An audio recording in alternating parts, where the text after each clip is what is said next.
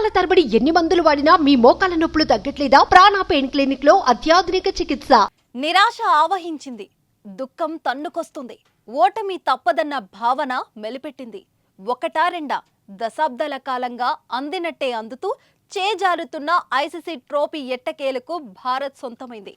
గత ఏడాది కాలంలో 3 సార్లు ఐసీసీ టోర్నీలో ఫైనల్ వరకు వెళ్లిన అన్నిసార్లు నిరాశ ఎదురైంది. నిరుడు స్వదేశంలో జరిగిన వన్డే ప్రపంచ కప్ లో చేతుల దాకా వచ్చిన ట్రోఫీని కంగారులు పట్టుకుపోతుంటే అభిమానుల హృదయాలు ముక్కలయ్యాయి.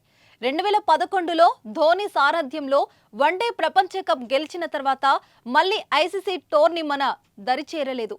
ఆ తర్వాత 5 సార్లు ఫైనల్ వరకు చేరినా కప్పు దక్కలేదు. కానీ ఈసారి బిర్జీ టౌన్ గడ్డ మీద మాత్రం 140 కోట్ల అభిమానుల కల నెరవేరింది. కోట్లాది అభిమానుల సుదీర్ఘ నిరీక్షణకు తెరదించుతూ 2007 ఏళ్ల తర్వాత అంటే 17 ఏళ్ల తర్వాత T20 ప్రపంచ కప్ను భారత్ ముద్దాడింది. గత 2 ప్రపంచ కప్లలో తమను దెబ్బ కొట్టిన ఆస్ట్రేలియా, ఇంగ్లాండ్ను ఇంటికి పంపిన రోహిత్ సేన ఫైనల్లో సమిష్టి ఆట తీరుతో సఫారీలను మట్టి కరిపించి జగజ్జయగా నిలిచింది.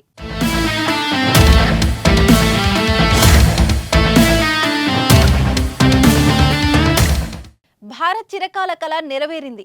అందినట్లే అంది చేజారుతూ వస్తున్న ప్రపంచ కప్ ఎట్టకేలకు మన చెంతకు చేరింది. శనివారం ఆఖరి వరకు ఉత్కంఠ భరితంగా సాగిన T20 ప్రపంచ కప్లో టీమిండియా 7 పరుగుల తేడాతో దక్షిణాఫ్రికాపై చిరస్మరణీయ విజయం సాధించింది. తొలుత విరాట్ కోహ్లీ 59 బంతుల్లో 6 ఫోర్లు 2 సిక్స్లతో 76 పరుగులు చేయగా, అక్షర్ పటేల్ 31 బంతుల్లో ఓ 4, 4 సిక్స్లతో 47 పరుగులు చేశాడు. బ్యాటింగ్తో భారత్ తొలుత 20 ఓవర్లలో 7 వికెట్లు కోల్పోయి 176 స్కోర్ చేసింది. మహారాజ్, నోకియా 2 వికెట్లు తీశారు. ఆ తర్వాత లక్ష్య ఛేదనకు దిగిన దక్షిణాఫ్రికా 20 ఓవర్లలో 8 వికెట్లు కోల్పోయి 169 స్కోర్ చేసింది. డీకాక్ 39 పరుగులు చేయగా, క్లాసెన్ 27 బంతుల్లో 2 ఫోర్లు 5 సిక్స్లతో 52 పరుగులు చేసి ఇక విజయం దక్షిణాఫ్రికాదే అని అన్నట్లుగా విజృంభించాడు. హర్షదీప్ సింగులకు 2 వికెట్లతో సత్తా చాటాడు.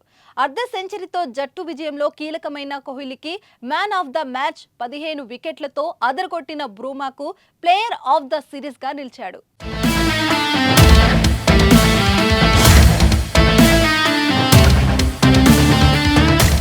తొలుత టాస్ గెలిచిన భారత్ బ్యాటింగ్ ఎంచుకున్నది.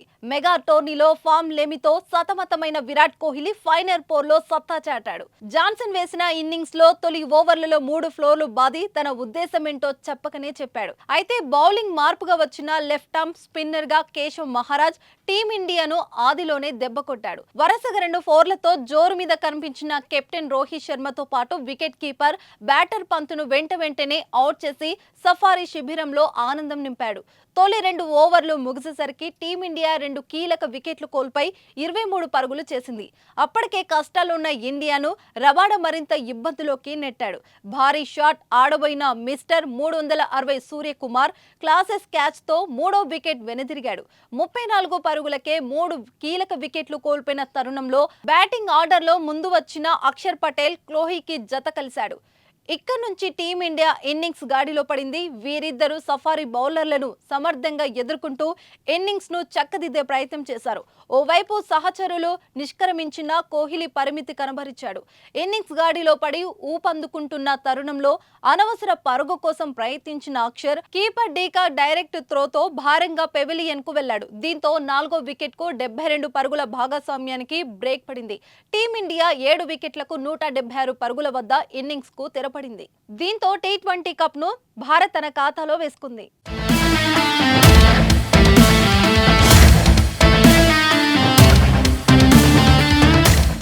సుమన్ టీవీలో మీ పర్సనల్ అండ్ బిజినెస్ ప్రమోషన్స్ కోసం కింది నెంబర్కి కాంటాక్ట్ చేయండి.